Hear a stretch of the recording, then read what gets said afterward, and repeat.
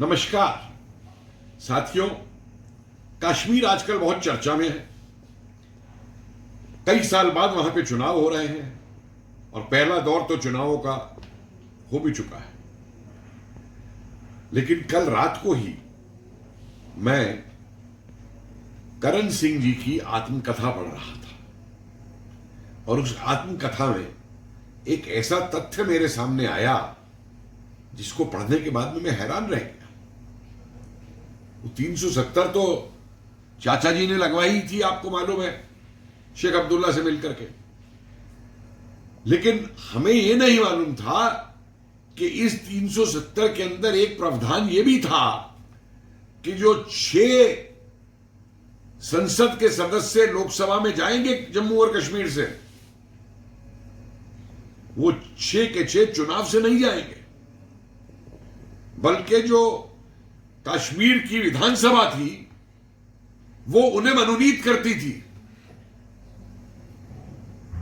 हुए ना हैरान आप कि लोकसभा के अंदर या पूरे देश के अंदर हमारे सदस्य जाते थे जिनको जनता चुनती थी, वहां कश्मीर, जम्मू कश्मीर से जो 6 प्रतिनिधि आते थे लोकसभा के अंदर, वो चुने नहीं जाते थे। उनको जो है कश्मीर की जो विधानसभा थी जम्मू कश्मीर की, वो नियुक्त करती थी। क्या तमाशा था ये 370 में, क्यों लागू किया गया? और उसमें वो लिखते हैं करण सिंह जी कि इसके अंदर फिर नेशनल कॉन्फ्रेंस के जो हैं वो बहुत ही घटिया मतलब किस्म के लोग जो हैं, जिनकी कुछ ऐसी योग्यताएं भी नहीं थी, उनको मनोनीत करके भेज दिया जाता था। तीसरी लोकसभा तक ये हुआ है। फिर उसके बाद इसको हटा दिया गया। 1967 में जो चुनाव हुए, वो चुनाव हुए, उसमें 5 कांग्रेस के जीते, एक शायद नेशनल कॉन्फ्रेंस का जीता। तो मेरा ये सवाल है कि 370 के इस प्रावधान को जब 1967 में कांग्रेस की सरकार ने बदल दिया,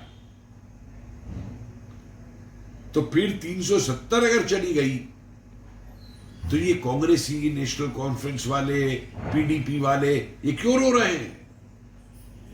किस बात के लिए रो रहे हैं? भाई हमारे चाचा ने कई कमाल किए थे। एक और दस्तावेज में देख रहा था इन्हीं के, नेहरू के सिलेक्टेड वर्क्स में, कि जब जम्मू में पहले विधानसभा के चुनाव होने थे तो वहां पे जो प्रजामंडल था, यानी वो प्रजामंडल जो कांग्रेस ने ही देशी रियासतों के अंदर स्वतंत्रता आंदोलन के दौरान बनाए थे प्रजातांत्रिक मांगों के अधिकारों के लिए, तो प्रजामंडल के 2 व्यक्ति जो है वो चुनाव में खड़े हो गए थे। कांग्रेस ने तो खड़े नहीं किए।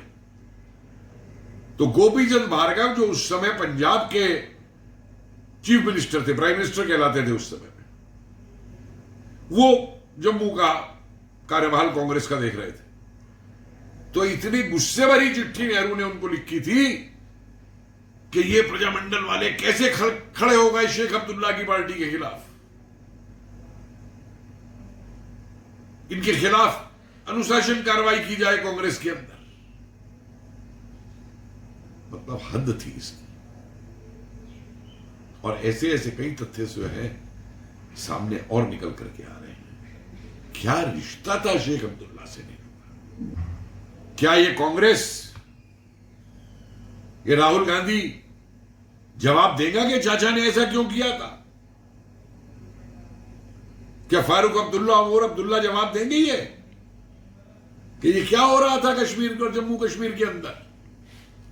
और अगली बार आपको मैं शेख अब्दुल्ला की गिरफ्तारी की कहानी भी सुनाऊंगा। जय हिंद।